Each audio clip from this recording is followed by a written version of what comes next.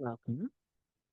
This is our final session of this iteration of our public group immersion sessions. Our High Mysteries daily sessions will continue, and then we'll be back in a couple of weeks with our new look daily immersions.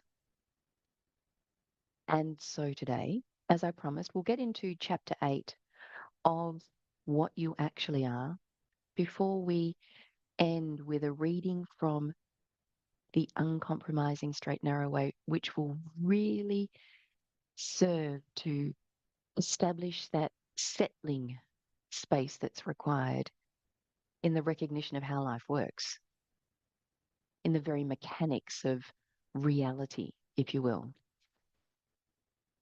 So let's carry on where we left off yesterday from chapter 7.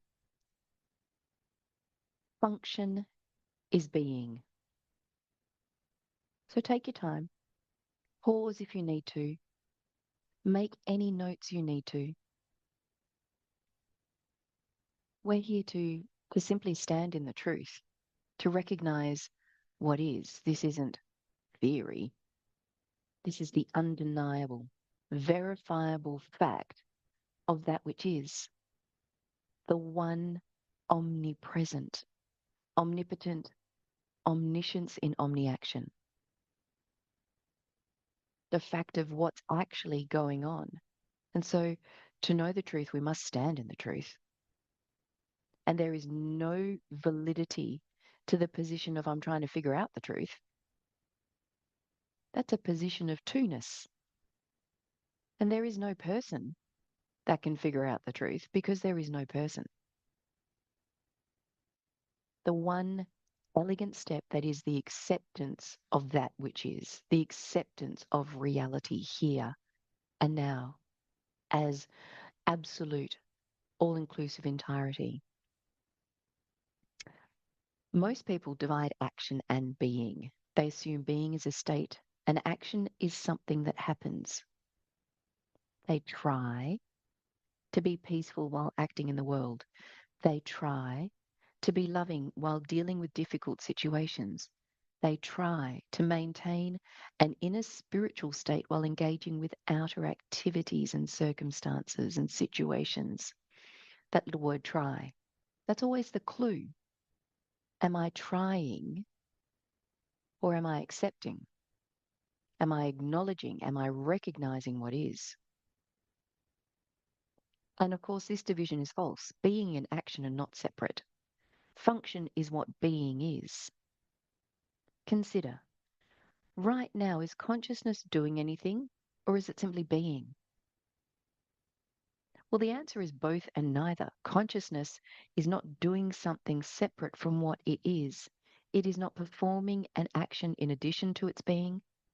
Consciousness is being what it is, and what it is includes all apparent action.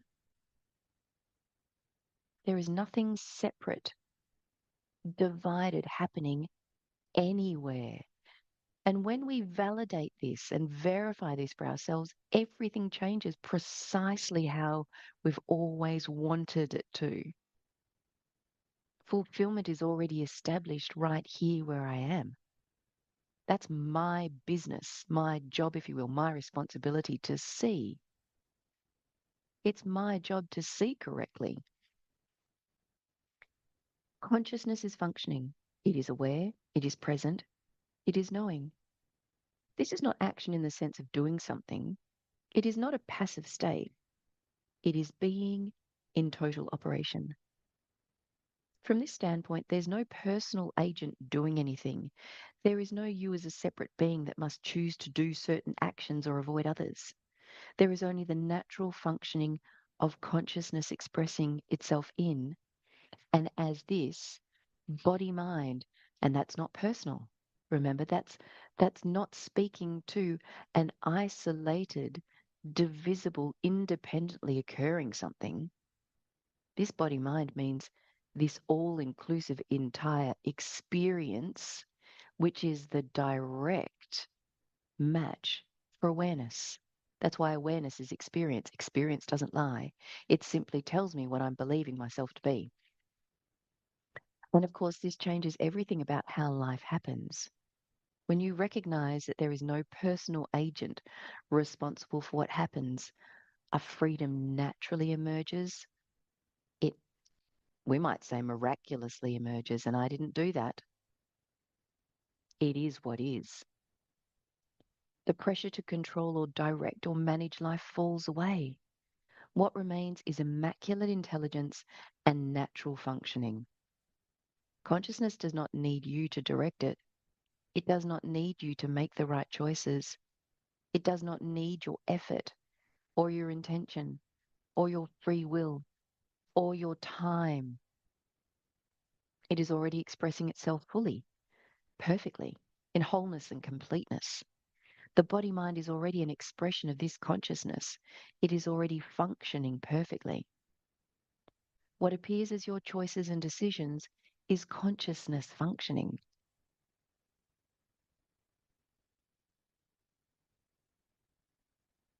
We'll answer some questions at the end, so just hold on to them. What appears as your choices and decisions is consciousness functioning. What appears as your will is consciousness operating. What appears as your agency is one consciousness pretending to be an agent and believing it is an agent. From the standpoint of the person, from the perspective of misidentification, this can only appear threatening. If you're not the one directing your life, how will anything get done? Haven't we always often asked that question? How will anything get done if I'm not doing it? It reminds me of the story that we often share from one of our hub clients who had a coma, was in a coma, and she thought she was extremely important in her philanthropic company, in her family life, as a wife, as a parent, as a child, in particular to elderly parents, and woke up months down the track to discover life went on without me. And that was the glaring, blaring, flashing red light warning sign that caused her to begin looking within. What's going on here? In fact, she has had us in stitches so many times, telling us that she really began to realize maybe I wasn't even doing a good job. Everyone thrived. The kids grew. Her parents stayed alive. It really presented her with another perspective, which led her to question everything. And the rest is history, as we say. If you're not the one making the decisions, how will anything work out? It's funny that we think that we need to have control in the actions that we take to maintain appearances in the way that we want them, not realizing that we have unopposed control already inherently established as I am, as what is, not personally, but in the reality of life itself, in the mechanics of life itself. So notice what is already happening. Your body is already moving, your mind is already thinking, your actions are already occurring. You're not consciously directing any of this. It is happening. The functioning is already here. What the recognition does is allow you to stop fighting the functioning, to stop imposing a separate will onto what is already naturally occurring, to stop trying to control what is already being controlled perfectly by the infinite, infallible intelligence of consciousness itself. Shall we put this another way so that this lands really definitively? To stop trying to control what is already being controlled perfectly by you, by what you really are. You can want for nothing, you can lack nothing, and you literally need do nothing because there's no doer. Simply recognize what is, aligning with what is, in the acknowledgement of what is as one. And this is not passivity. This is not resignation. This is the end of false activity and the emergence of authentic functioning. Authentic functioning never comes from the person trying. It comes from being fully present to what is actually already occurring. When you recognize that you are the consciousness aware, conscious awareness of all of this, not the person doing any of this, a shift occurs, a shift that is transcendent and entirely transformational, and the change that we all actually want. And the only change that matters, the shift into true identification, into reality, into the facts of life. The doing continues, but without the one doing it. Two-ness is replaced by oneness, not because two-ness was something that needed to evolve into oneness, but because two-ness never was. Duality isn't a thing. Oneness is reality. The action happens, but without the actor. This is what we spoke to in our last session. Action without the actor.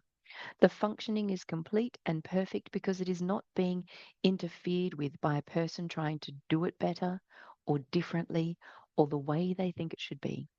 The spiritual paradox resolves. You do nothing and everything happens. Sometimes it takes a coma for you to realize that. You make no choices and perfect choices occur. You have no will and infinite will expresses itself perfectly. Completeness and wholeness is the established fact of reality here and now for everyone to know. This doesn't require a belief or an opinion. The facts are the facts, verifiable. We're only interested in the facts. The battle of opinion and belief has been waged for eons, and has it solved a flipping thing? If we're so evolved and advanced, why is there war? Why does there seem to be struggle and strife and trouble and suffering? There isn't, in truth. Not because you've learned to let go and not because you've developed surrender, but because you've recognized that there never was a you that could do anything in the first place. So I'm going to leave you, as you've already read the book, but if you are waiting now for a couple of weeks, seemingly, for us to join together again, you can get into chapter 9 and 10 and 11. Not, not, not to learn anything new, but to recognize what already is. Know thyself. And that's the only thing that will bring you to the already established fulfillment, satisfaction, peace that passeth understanding. That's what you are. It's already in your hands. And now, what I would like to do to bring this to a conclusion, to really wrap this up, is to read from chapter 19 of The Uncompromising Straight and Narrow Way. And so I invite you to join with me here, now, in the full and complete recognition that all that's going on is consciousness aware, aware consciousness, consciousness, awareness. We're not interested in the right lingo or any lingo here. Know this. Realize that you already do know this. So with those soft eyes and soft ears, hear this. Hear what these words are pointing to and go where they're pointing. We're not picking up information. You verify this for yourself. It's only the direct experience of truth that we're interested in, not another theory. Do we really need another theory? Do we need another philosophy? Are we going to stand in a point of view or in the reality that is definitive, that reorganizes experience based on that? that reveals heaven here and now where it always has been. So this is titled Living the Straight and Narrow Way of Divine Identification. I stand in the invulnerable perfection of life itself. There is no fallen self to repair, no sinner to redeem, no brokenness to fix. What I am is not a struggling human trying to do anything, let alone reach God. What I am is the very life, intelligence, and authority of God appearing as this conscious I. And there's nothing personal about this. There are no exceptions and no exclusions. That's what I is. The I that we all speak is perfection already. Life is not somewhere else later on after I improve. Life is this present awareness, full, complete, already whole. The body, the world, every circumstance I seem to touch are idea forms within this infinite consciousness I am, never outside of or apart from it, because there is nothing that is outside or apart from that which is all inclusive, and that which is all inclusive is whole. Because reality is one, undivided and perfect, there is in truth no opposing power, no real threat, no real lack. The only law or principle acting is the law of what is. Isness, thisness, the ceaseless, precise functioning of divine intelligence as all that truly exists. This law is not partial, it's not personal, not hesitant or conditional. It is absolute. It is unopposed. It is all that is. And it is the very ground of this being that we might call my being, not personal. Simply being. To walk the straight, narrow way is to refuse the compromise of half-truths. It is to stop treating truth as a technique, a mantra, or a formula for managing fears and rearranging appearances. Repeating spiritual phrases, engaging in spiritual practices without living their actuality is like spinning a prayer wheel while refusing to wake up.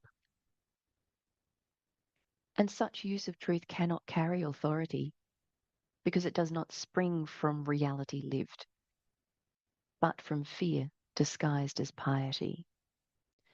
The uncompromising straight narrow way demands that I speak and live from the fact of who I am, the fact of what is, not from the story of who I fear I am.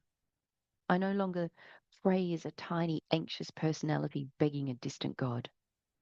I recognize that the only one who can voice truth is truth itself. When I say I am, I refuse to load those words with limitation, guilt, or loss. I let I am mean exactly what it means in reality. The one, indivisible life, aware of itself as all. This is not arrogance. This is, in fact, humility and obedience. It is obedience to what is rather than to the conditioning of fear. I do not try to achieve perfection. I consent to the fact and acknowledge that perfection is the only reality present. I do not battle evil as though it had and has substance or ever can. I expose its nothingness by standing in the light of what is already true. To struggle with a non-power is to give it the only strength it seems to have. So I accept the uncompromising straight and narrow way. I refuse to speak of myself as vulnerable, incomplete, or separate. I refuse to grant authority to appearances, diagnoses, or inherited beliefs. I refuse to dilute truth to make it more comfortable to a fearful mind. Instead, I choose the straight path of uncompromising recognition. I am the life that cannot be threatened. I am the wholeness that cannot be diminished. I am the consciousness in which every idea, body, every form, every condition appears. And that's idea dash body, idea dash thing. And nothing appears outside of this one life I am. This recognition is not passive. It is a daily moment by moment alignment. When fear speaks, I do not argue with it on its terms. I withdraw authority from it entirely. When a thought memory brings shame, I do not try to repair a past that never touched my true being. When the world shouts division and danger, I stand as the unshaken presence in which even those reports arise and dissolve. Love is the only authority here, the only power here, only, unopposed, unchallenged and unchallengeable. Not sentimental love, not fragile affection, but the fierce, all-encompassing love that is the very substance of being. Love does not negotiate with fear. It simply reveals that fear has no ground. Love does not fix a broken creation. It reveals that what God is, and that's not a denominational term, what consciousness is, that plays no favorites, that isn't personal, and knows was never broken. To live the straight, narrow way is to let this love think, see, speak, and act as me. I do not wait for a future state of enlightenment. I claim my identity now as the one life, one mind, one love, that is all. I let every thought, word, and deed proceed from this simple, radical recognition. I'm not trying to make it true. It is true. There is only one life, and I am that life, whole and invulnerable now. There is only truth, and I am that truth, present and aware and unopposed now. There is only love, and I am that love, including all. Now, today I walk this way without compromise. I speak as authority, or I do not speak. I identify as the divine, or I do not pretend to be spiritual at all. I choose the narrow door of what actually is, verifiable fact. And I let every illusion of separation fall away in the light of this one, invincible I am.